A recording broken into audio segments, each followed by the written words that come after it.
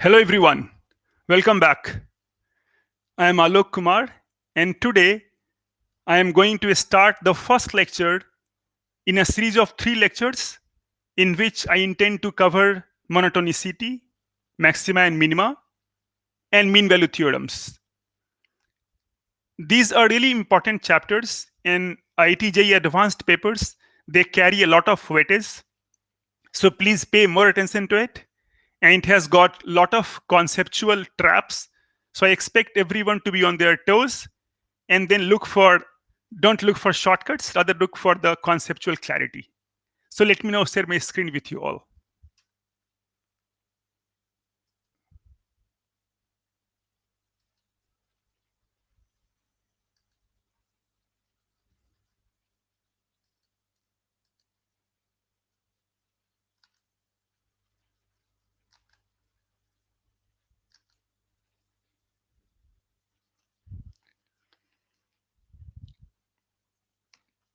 Okay, so we are ready. First of all, let me start with some definitions because they are at the heart of the chapter, and mostly students confuse between different kind of definitions. So let me write out what I mean. So first of all, I am defining what you mean by monotonicity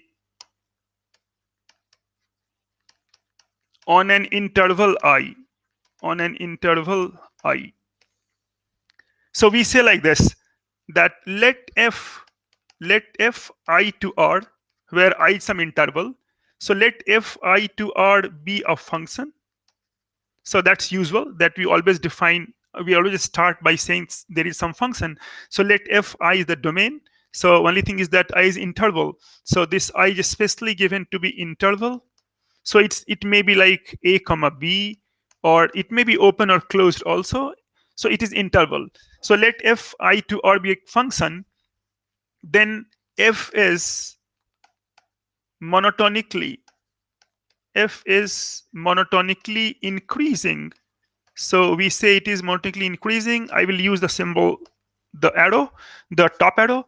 So it is increasing on I if x1, x2 belong to I and x1 less than x2. That implies f of x1 less than or equal to f of x2. Let me repeat. So we are defining a concept on an interval, not at a point. So we are saying that let f I to r be a function where I is an interval. It may be open or closed. So f is monotonically or simply increasing. So f is increasing on I if x1, x2 belong to I, x1 less than x2. This implies f of x1 less than or equal to f of x2. Similarly, I can define f is monotonically decreasing. So I can write monotonically. So f is monotonically decreasing. So I can use a symbol like this, decreasing on interval I, if it's parallel structure. If x1, x2 belong to I, x1 less than x2 implies f of x1 greater than or equal to f of x2. Obviously, we expect things to change. Here it was increasing, here decreasing. Means if increasing is there, then this sign, this sign is preserved. Of course, equality comes in. We'll comment later on it. So this sign is preserved. But here, that sign is not preserved. It is just the opposite of what you started with. So we say that f is increasing on I if this happens, and if it is decreasing on I if this happens. Similarly, we can have two more words that we call that f is strictly increasing. So now we say f is strictly increasing. So I'll write increasing on I if x1, x2 both belong to I, x1 less than x2 implies f of x1 less than f of x2. And similarly, I can say that f is strictly decreasing on I if x1, x2 both belong to I, x1 less than x2 implies f of x1 greater than f of x2. If you note it, you will find that here now we have the sign of strict. This is a strict inequality, a strict. You know the word strict and weak. Say like a strict teacher, right? So a strict inequality. Here this sign is called weak inequality. This is called in math literature weak inequality because it also allows for things being equal. But here it cannot tolerate equality. It is just strictly less. It is strictly more. So these are the way we define increasing, decreasing, strictly decreasing. Now we have a common word for that. So if we say that if f is either increasing, so if f is either increasing or decreasing, so if it is either increasing or decreasing, then we say that f is monotone. So f is monotone. We say monotone or monotonic function. Either this or we say monotonic function. Means that refers to both increasing or decreasing. Such words are common in language also. For example, if you want to say spouse, then a spouse can refer to either husband and wife. So it's like increasing, decreasing. You want to refer to one word, you can say monotone. You have not said that it is monotonically increasing or decreasing, but you are saying monotone means it's either increasing or decreasing. Similarly, you have another word that if f is either strictly increasing or strictly decreasing. So I will put that sign decreasing. Then we say same structure, parallel thing. Then we say that f is, and then here we just use a word. So we insert this and we say f is strictly monotone. So if it is strictly monotone, we say strictly monotone. So I told you 4 words. Let me summarize what I said and change the color one more time, maybe. So I said 2 words, 4 things. I said increasing, then I said decreasing, then I said strictly increasing, and then I said strictly decreasing. So they all have different names. Now, in fact, one remark is in order. So that remark is that monotone functions means the functions which are either increasing or decreasing. So monotone functions, they are not, so mind the not in capital, that stresses things. So it is not necessarily continuous. In fact, many students have this feeling that for monotonic, if I ask the definition, they will quickly jump to f prime. F is monotonic if f prime is positive. That's false. In fact, for a function to be monotonic, it need not even be continuous, leave alone differentiable. Yes, when they are differentiable, then we have got a criteria from which you can quickly check, and that makes it worth looking at those functions. So first, this one, that this is not true. So monotone functions are not continuous. Means if somebody says you that if f is monotonic, it has to be continuous, it's simply false. So counterexample is this, that I will define fx is 0 and 0 less than or equal to x less than equal to 1, and fx equal to 1 when 1 less than x less than equal to 2.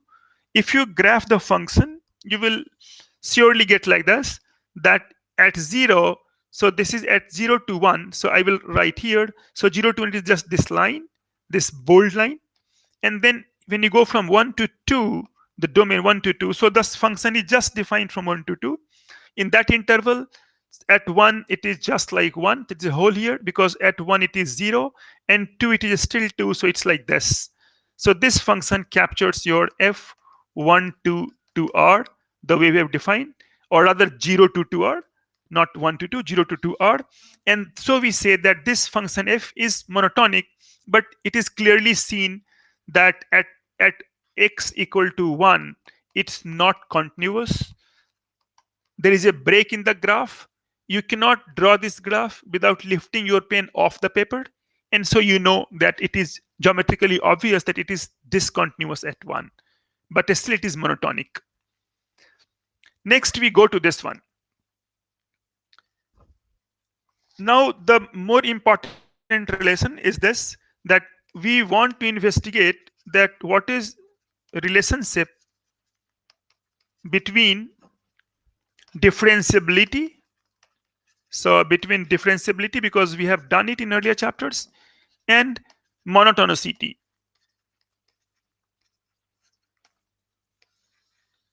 This is an important concept that describe the relationship between differentiability and monotonicity.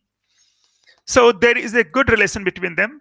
So we write like this, that let f I to r, again I interval, be this time not a function only, this time it is differentiable function. So it's much more than a function. So it's a differentiable function.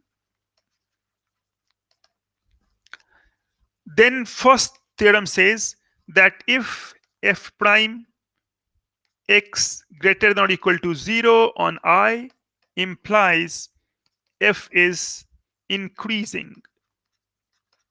F is increasing on I. Second, I can say similarly that if f prime, this f prime, if f prime x less than or equal to 0 on I, this will imply that f is decreasing. So this will imply f is decreasing on I. So I can write the sign like increasing and decreasing to help you visualize this. And this is also true both ways, means I can have this way also. This is true. It is double implication. So I can say it is like this. So I can replace this, and I guess it is this. I can replace this. I can say it is this. This is called double implication. Double implication means it is both. It is both like if and only if. These are the kind of theorems that mathematicians love. Something that holds either way. A implies B, and also it will be good to have B implies A. So we say that B is both necessary and sufficient for A to happen.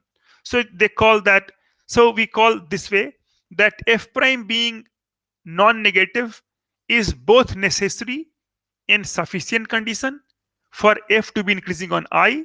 And similarly, second, I say that f prime x being non-positive, that is less than or equal to 0, is both a necessary and sufficient condition for f to be decreasing on I.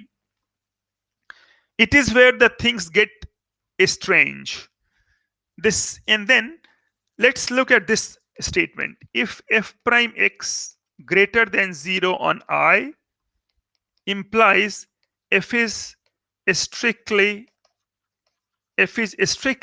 increasing. This is true. This is true. My question is that if I ask you, let me change the color one more time. If I ask you that f is strictly increasing on I implies f prime x greater than 0, true or false? Suppose I ask you this question. This is a thought-provoking question. So if f is strictly increasing on I, strictly increasing, we know by now that f of x1 greater than f of x2, if x1 greater than x2, and both belong to I. So if f is strictly increasing on I, does it follow that derivative is positive on whole of I, means on I, f prime x greater than 0 on I? Now, I will show you that this is false. So this is false. This statement is false. Although many people, if you ask, they would be more willing to say it is true. Now, if something is false, I need to give a counterexample. So my counterexample is this. I give two counterexamples. One is fx, or simple fx equal to x cube. So if fx is x cube, then you will find that this graph, a lovely graph, it goes like this. Make it a friend of yours.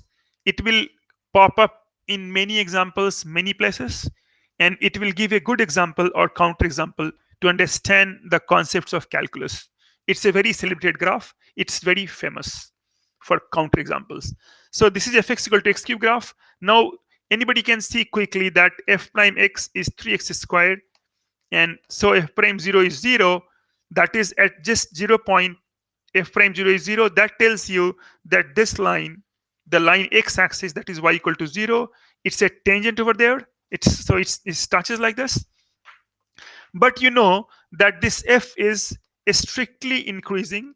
So this is strictly, I emphasize the word strictly. It is strictly increasing on R, whole of R. What does that mean? That means that if you choose some point x1 which is greater than x2, then f of x1 also will exceed f of x2. For example, if I take x1 is 1, then f1 is 1 because f is x cube. If I take x2 is 1 over 2, you have f of 1 over 2 is 1 over 8, and we know that 1 is greater than 1 over 8. So this is increasing. Means what you are saying is that f of x1 minus f of x2 will be always positive if x1 greater than x2, then this for the curve fx equal to x cube because it's strictly increasing. I can prove it like this, elementary proof. F of x1 minus f of x2 form the difference, x1 cube minus x2 cube.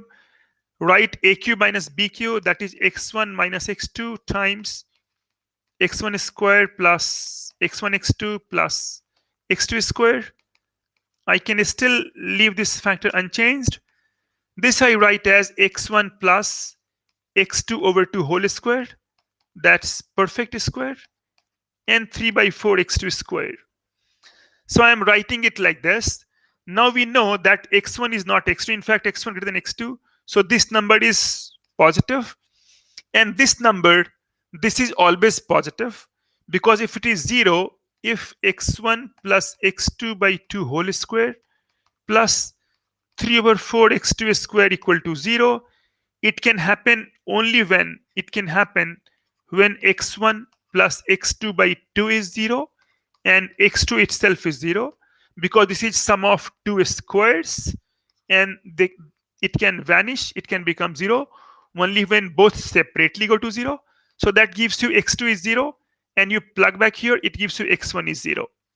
But then if both are 0, x1 is not x2, x1 is equal to x2, which is not the case because look at here, x1 greater than x2. So we have proved by elementary method that if for this function, if x1 exceeds x2, then f of x1 also exceeds f of x2. Means we have proved that x1 greater than x2 implies f of x1 greater than f of x2. And so we have proved that f is by definition,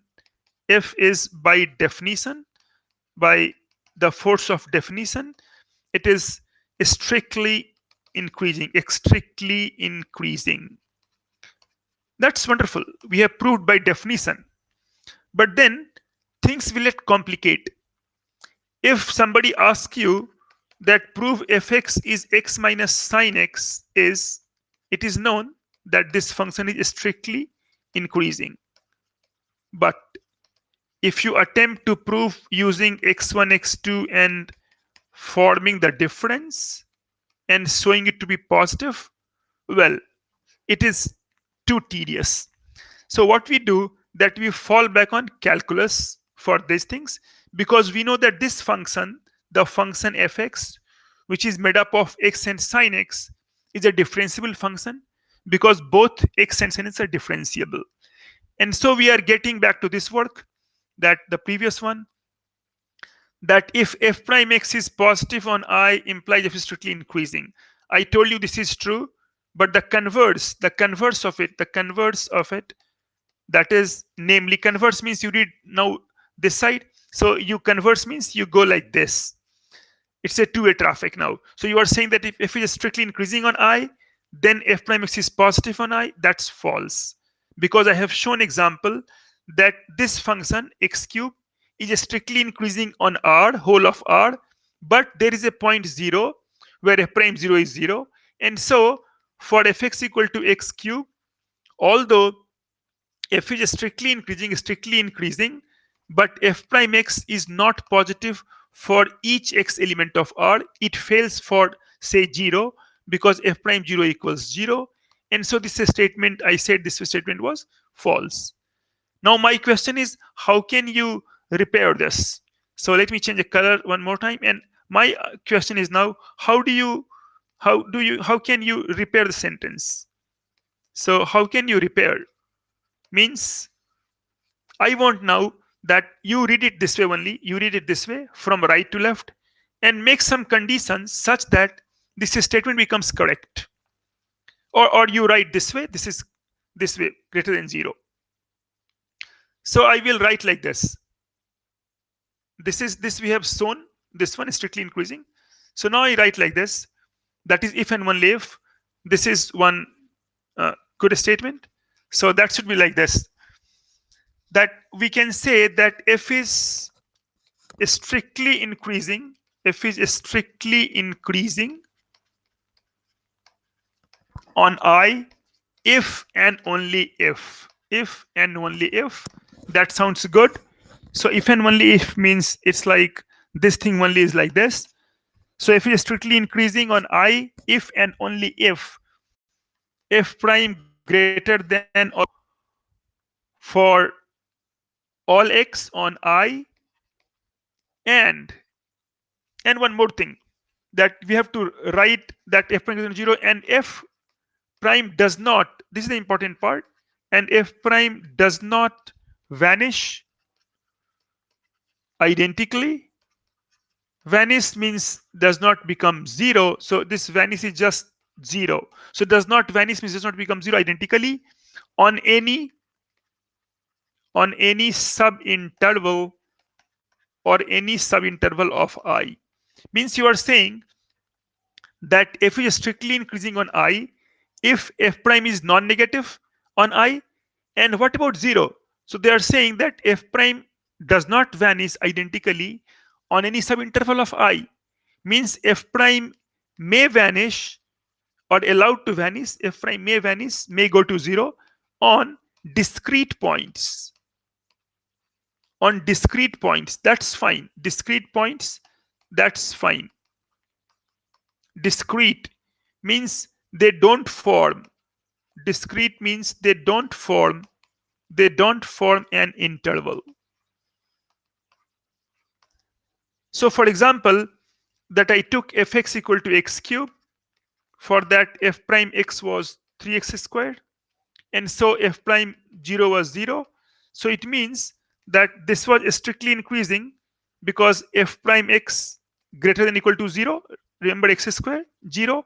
But the points where f prime, this is important, but the points where f prime is 0, that is just one point, x equal to 0, single point. Single point. There may be more also, and this is discrete point. Discrete. Of course, any single point cannot form interval. So this is discrete point. So we say that although f prime is 0, no issue. If we are still increasing, strictly increasing in fact, because f prime is 0 only at one point, discrete point, that's x equal to 0. The next example is more to the point. Fx is x minus sine of x. If you write and then discuss from again R to R, define for whole of R. If you write f prime x, you end up with 1 minus cos of x. So f prime x is 0 implies 1 minus cos x equal to 0. That gives cos x equals 1. And if you remember your trigonometry, it is x is 2 and pi. So x is 2 and pi. I can elaborate and I can write it's like 0 and 2 pi and 4 pi and all those numbers. And I can also come minus 2 pi, minus 4 pi and all those numbers. So cos x equals 1. It means here f prime is 0 at infinitely many points. Infinitely many points. Many points. But again, all these are all these are discrete points. All these are discrete points, means they are separated.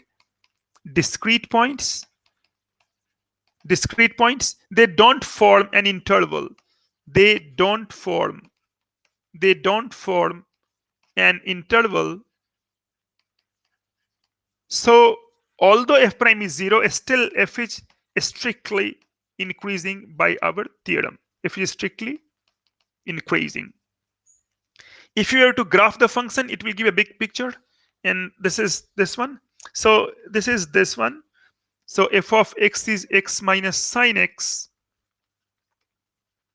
So for example, if I write f is n pi, then n pi is n pi minus sine n pi, and that becomes 0. So it so happens that I can graph it well, and I can write this as, it will go like something like this in this one. So it's like, imagine on the line y equal to x, you are winding up some string. You are just like serpent like a string. And so it goes like this and this. And so this point is 0. This point happens to be pi. This happens to be 2 pi, because on all fn pi is n pi, and this is 3 pi, and so on. And so this is y equal to x-axis, and this graph, the graph we have drawn here, this graph is fx is, or y is, x minus sine of x. It is strictly increasing. The graph goes on and on. You can find this. And so although f prime is 0 at many points, infinitely many points, still the function is strictly increasing. So to summarize, remember that if someone asks you that f prime is 0 for some function at some point, then f is not strictly increasing, true or false, then this is false. Because even if f prime is 0, still function can be strictly increasing, provided those points don't form an interval. Two notable examples that I did, they are excellent.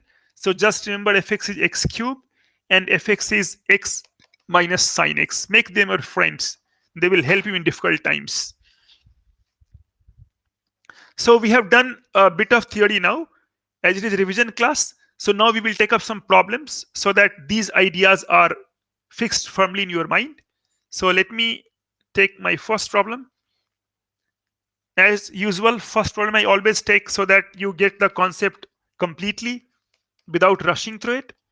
So f of x is again given, f is from R to R, and f of x is given like e to the power x, x negative, and 1 plus ln of 1 plus x, x is greater than or equal to 0. And you want to, there to be some multiple choice questions. So I'm just giving the form of proof that your job is to prove that f is strictly increasing. Strictly increasing. This strictly increasing. So solution would go like this. That first you will say that this is defined for all R, and this function of course is differentiable for x positive and x negative. That's all right, because it is made up of differentiable functions. So I'll just differentiate f prime x. So that becomes e to the power x. X is positive, and this gives you 1 over 1 plus x. X is negative. Don't include 0. That you know by now, because we have done chapter on differentiability. Because 0 definition changes, so it means if I want to find x equal to 0, I don't know right now. It's not known. So f prime 0 is still, I don't know. So we have got two methods for it. Either I use definition, that's good old definition I put to use, or I take that I told you many times, it's shortcut sometime, or I take limit of derivative at 0. That is, I write limit x tend to 0 f prime x. Mind you, f prime x is not known at 0, does not matter. It is known at points around 0, and that is enough to find its limit around 0, because limit of a function at a point has nothing whatsoever to do with the value of the function at the point. To calculate limit, I just need to be given the function in some vicinity around that point. So this one. So we will use first definition. So in definition we will use f prime plus 0, that is right hand derivative. So I'll use limit h tend to 0, f of 0 plus h minus f0 over h, and so that is limit h tend to 0. F of 0 plus h means you come here, so it is 1 over, it's 1 over, it's not this, it's this 1 plus ln 1 plus h. So it's 1 plus ln of 1 plus h minus f0. F0, of course, you can calculate from here. F0 is 1. From here, it is seen that f0 is 1 plus ln of 1, that is 1. So f0 is 1 and over h. So that is limit h tend to 0. Ln of 1 plus h over h is a standard limit that equals 1. Now f prime negative 0 I can find as limit h tend to 0 and f of 0 minus h minus f of 0 upon negative h, and that gives you limit h tend to 0, f of negative h. So go back to definition of f, it's right here, e to the power x. So I can write this as e to the power negative h minus f0 was 1 upon negative h. I can change h to t. I can write t tends to 0, e to the power t minus 1 by t, where t is, of course, was negative h. It's again an easy limit and gives you 1 because these both are 1. So this right hand derivative and left hand derivative both are 1. And so derivative exists and f prime 0 in fact is 1. So f prime 0 is 1. So we know that f is differentiable at 0 and answer is 1. So we can write it here again. We've left this thing, x is 0. Now we know that f prime 0 is 1. For those of you who want to do by limit of derivative, I will just sketch that we can do here. So we can do like this, that we just calculate limit of x tend to 0 f prime x. So for left hand, it will be limit of h tend to 0 f prime of x, that is 0 minus h. So that is limit h tend to 0 and f prime negative h. So that will come here negative. So this is e to the power minus h, and that happens to be 1. And if you go from limit h tend to 0 f prime of 0 plus h, that is limit h tend to 0 f prime of h, that is 1 over 1 plus h, and this also is 1. So you have found that limit of this x tend to 0 f prime x that exists and equals 1. And so I told you that when limit of derivative exists, then this only is the value of derivative. So this limit of derivative becomes value of derivative if this limit exists. It does here, and so f prime 0 is 1. We are good. So it means we will record our finding that we got f prime x equal to, we got e to the power x when x is negative, we got 1 when x is 0, and we got 1 over 1 plus x when x is then equal to 0. You will find that derivative f prime x, this derivative, the derivative f prime x is itself, this is itself continuous. That also is asked in IT many times, that they ask you more than one choice. So keep in mind this is continuous. In fact, that was the reason why limit of x0 f prime x, that and f prime 0, they become equal. Precisely this was the reason, that derivative itself is continuous. Now we are ready. Now we know that f prime x is always positive. This is positive, this is positive. And so we say that our function f is strictly, it is strictly increasing. Strictly increasing. That's the advantage. Imagine you had to prove it using first principle. Using first principle means choosing x1 greater than x2 and then forming f of x1 minus f x2, that would be hopeless. You can't complete it. So if the function is differentiable, then you get a very good criterion to find out whether it is strictly increasing or strictly decreasing or increasing or decreasing. So this is how we find this one. Coming to the next one, like next one is a little more challenging question. So okay, so f of x is given to be square root of a plus 4 over 1 minus a minus 1 times x to the power 4 minus 3x plus ln 5. Now this f is given to be strictly decreasing. So they say it is strictly decreasing on R, whole of R, it is defined. On whole of R, then find all such A. Means you have to find all the values of A parameter, element, this parameter. A is the parameter.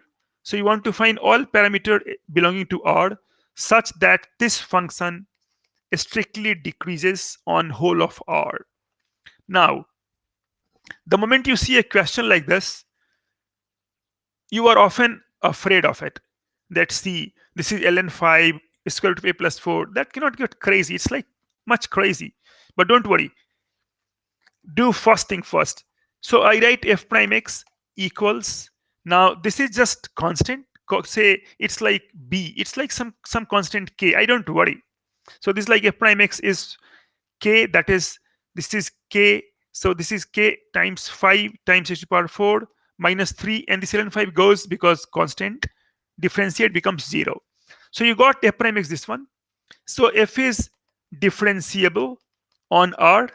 So we apply our result that if f prime x greater than equal to 0, this is both necessary and sufficient for f to strictly decrease. This for strictly increase, and f prime x less than equal to 0 is both necessary and sufficient to strictly decrease. We want this case because we want that this is strictly decreasing. And you can check this also, that f prime x 0 is a polynomial, so it cannot vanish at an interval. It will only vanish for isolated points. So less than equal to 0 is perfect. So we can write like this, that now you want to solve k h to the power 5, and it's not that, it's like k 5k x to the power 4 minus 3. This you want to be less than or equal to 0 for all x. You want for each x that belong to R, this must hold. Now k is k, you forget now. H to the power 4 is of course non-negative. So I say like this, that if k is positive, so if k is positive, then what you will find, say k positive, say k equal to 1, or take 1 over 5, 8, anything. So you get 5. So this is our background work. So if k is 1 over 8, then you take 5 over 8 times x4 minus 3 less than equal to 0. You want this to be true for all x, but you know, no, it is not true for all x. For example, if I take x4 equal to, say, x4 equal to 8 by, so I can take anything like, say, 4 into 8 by 5, that is 32 by 5. Then I will find that this number is 1 and it is positive, not negative, and so it cannot hold. It means if k is positive, then it cannot hold for all x belong to R. And so we conclude by the method of contradiction that for this to happen, that's the heart of the problem. For this to happen, k must be less than or equal to 0. Means you are saying that if you want this inequality, this means this, say, call it A. If you want A to be true for each x that belong to R, for every x that is element of R, then you must have that k is non-positive, means k less than or equal to 0, because you said that if k is positive, say anything, say k equal to 1 over 8. So we took this number and we told you that this will fail for some x, and so it is not true for all x. and so k must be non-positive, less than or equal to 0. Now our job is to solve. Now let's look back what k was. So this k is big expression, this is my k. So I can write that you have to solve now square root of a plus 4 over 1 minus a minus 1. This whole thing you have to prove, no, you have to solve less than equal to 0. So you have to solve this for a element of course r. Now that's your class 11 syllabus, means that's you are back to irrational calculus is now gone. It's now irrational inequation. So you are solving something called irrational inequation, and we know to solve it, first we always look for the domain. So domain is like a plus 4 greater than equal to 0, as the radical sign is there, square root must be non-negative. So you get a plus 4, and so a greater than equal to negative of 4, and 1 minus a, this cannot be 0 because it's in the denominator, and so a cannot be 1.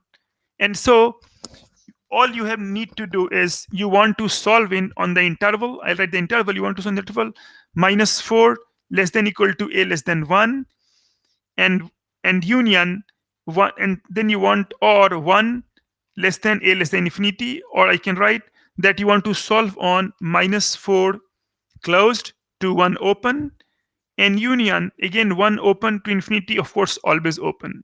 Or you could have written simply this is equivalent to minus 4 to infinity minus 4 closed infinity open, and subtract from it the point single point 1.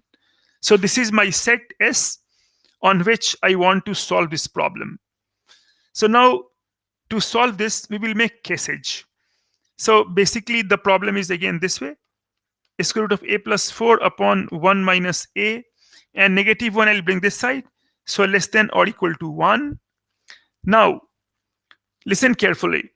If you want to solve it, then I need to make casework on 1 minus a, because if I multiply 1 minus a both sides, then this sign will change depending upon this positive or negative. For example, if you have got a of, if you have got, or let me change the symbol. So if you have got p over q is less than 1, then you can't say that p less than equal to q. That is wrong. For that, q must be positive, and if q is negative, then sign will turn. It will get written or equal to. So that tells you that you make two cases. So you have got case 1, that 1 minus a positive. Case 1 you take positive, this number is positive, that is a less than 1. So if a is positive, then square root of a plus 4 upon 1 minus a less than equal to 1. I can multiply both sides by 1 minus a. So multiply by 1 minus a both sides. I'll end up with square root of a plus 4 less than or equal to 1 minus a. I can again square it because both sides are non-negative. P less than equal to q implies p squared less than q squared. This is true if both p and q are non-negative. Positive, of course, or non-negative also works. So just square it. You will get a plus 4 less than equal to 1 minus a whole square. That is 1 minus 2a plus a squared.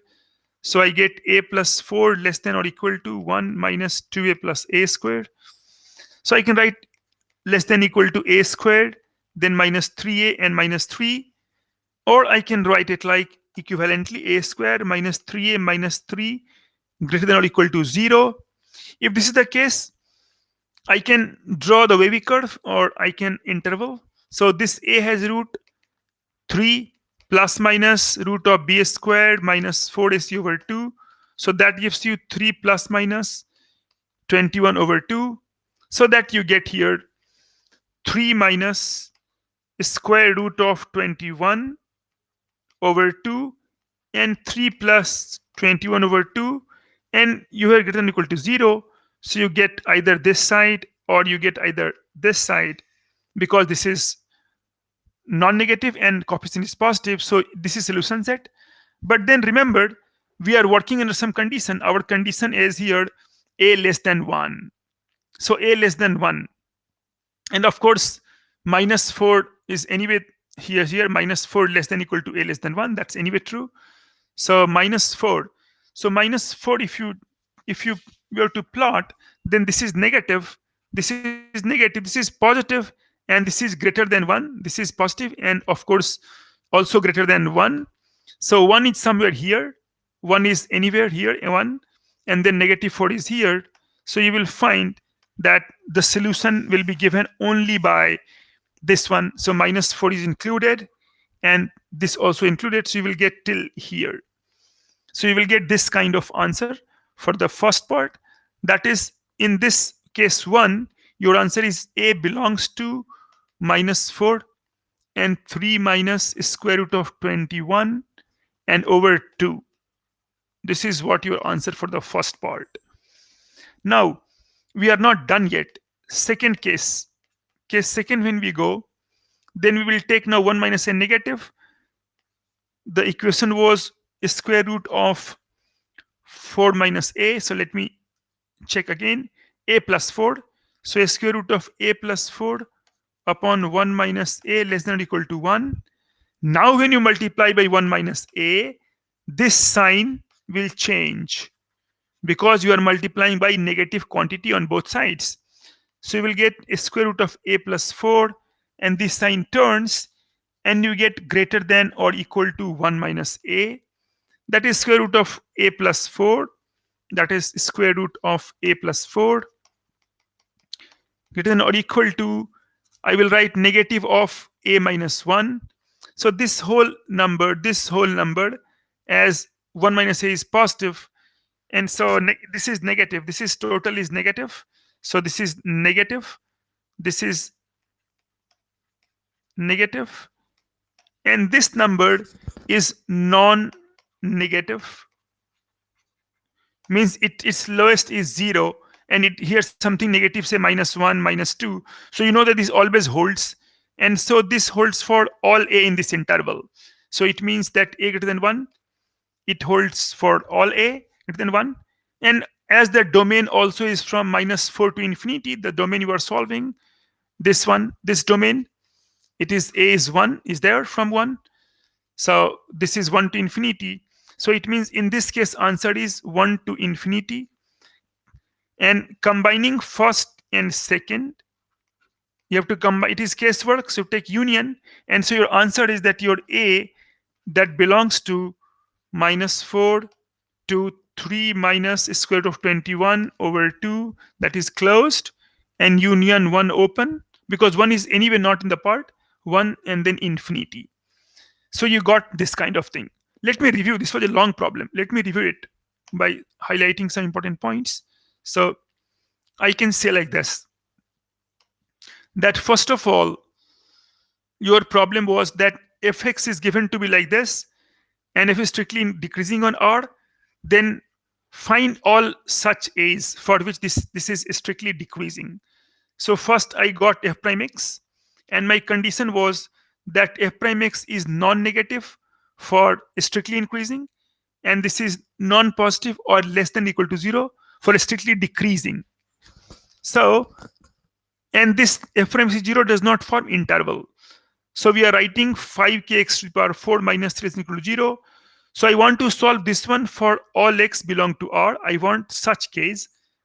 First I argued that if k is positive, it can't work because you'd get some x which will fail it, which will violate it. And so we only go for k less than equal to 0. And so we will say less than equal to 0. So basically this you have to solve. And the moment you come here, calculus is of course here, calculus is over, is here calculus over. Your algebra starts here, the basic mathematics. And that's why it is very much stressed in your first year syllabus that please be clear on the basics, because this is what you'll be doing all the time. So now you are solving irrational inequation. For that we know that first work is to find domain. So we find the domain on which we will solve. Domain, this was the domain written like this on set form, because this is non-negative, a is not 1. And on this domain we are making cases on the basis of 1 minus a.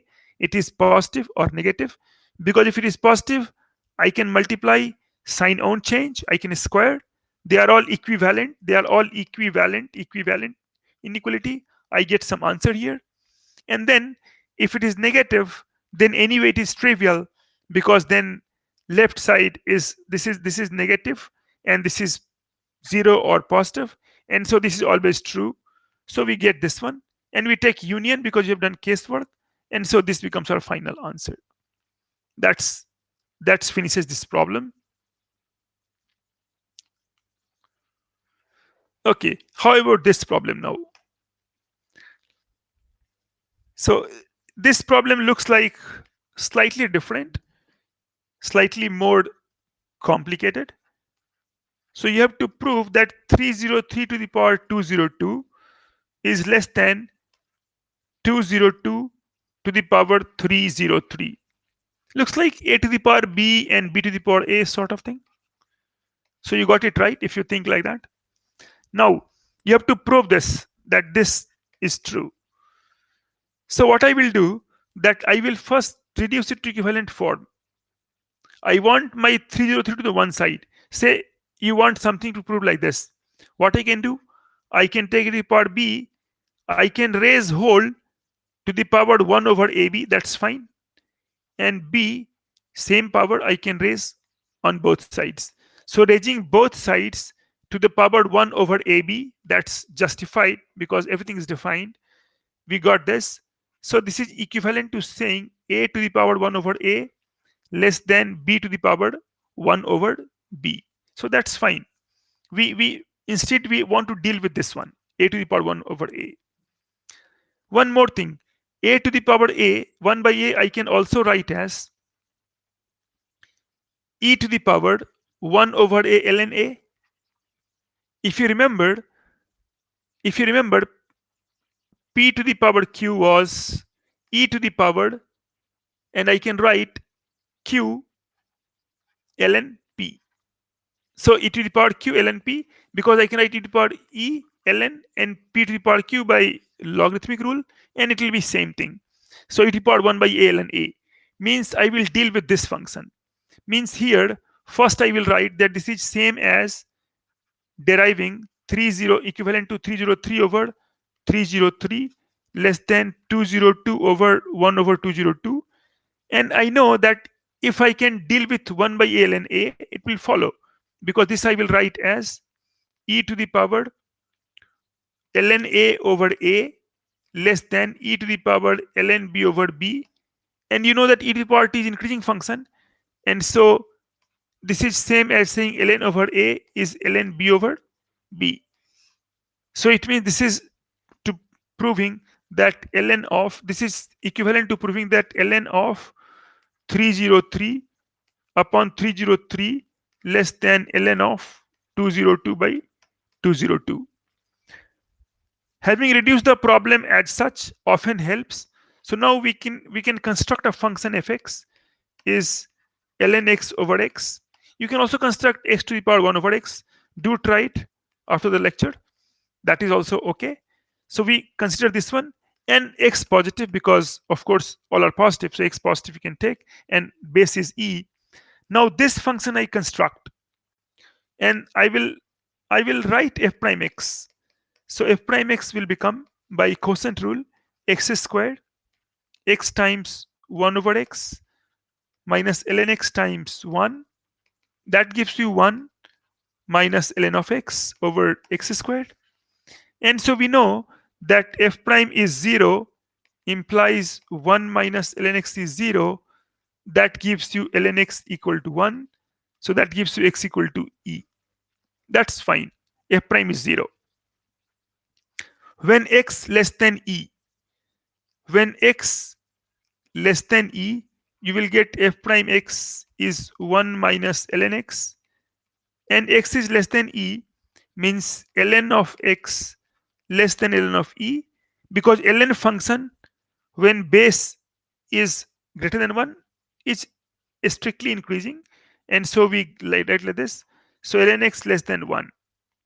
So I will get here that if x less than e, then you will find that f prime x, this number will be always positive.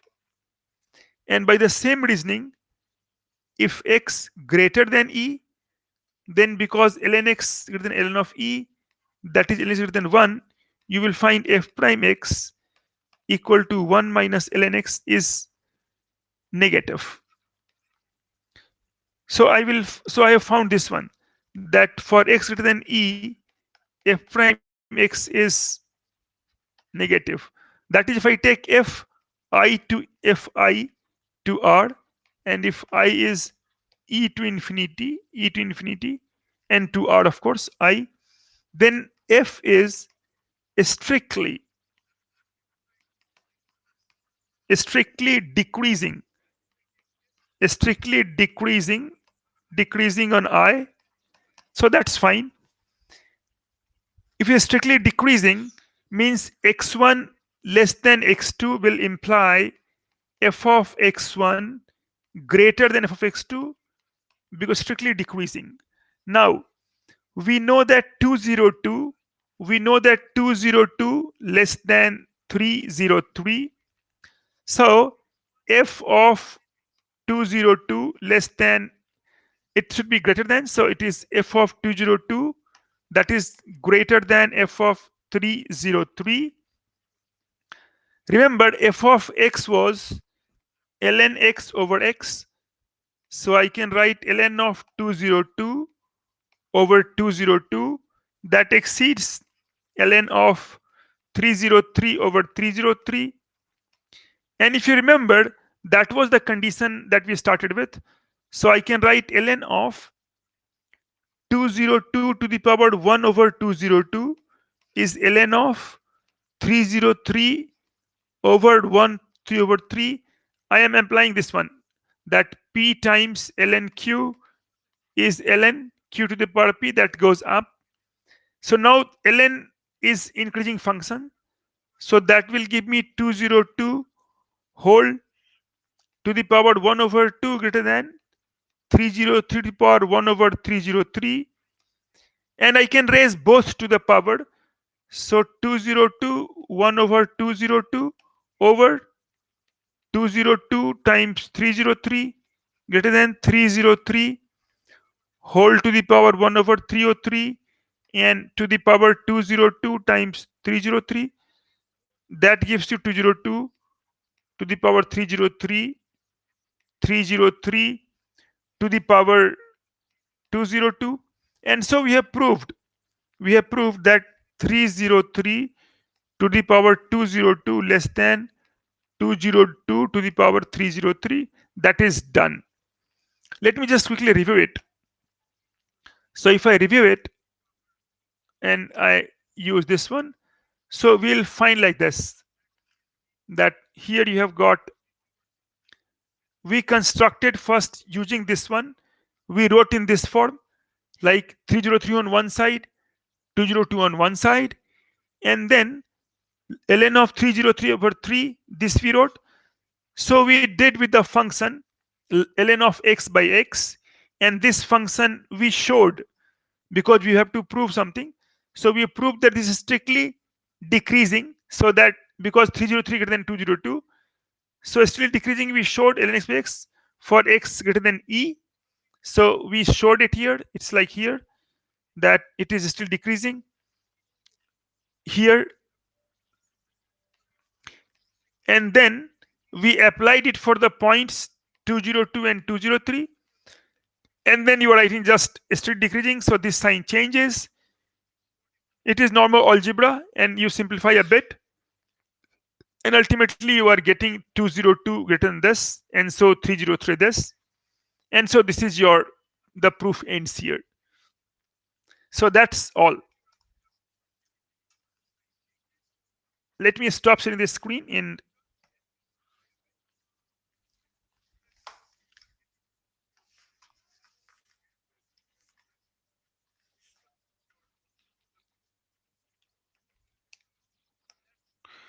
and so that's all for today. Tomorrow we will review more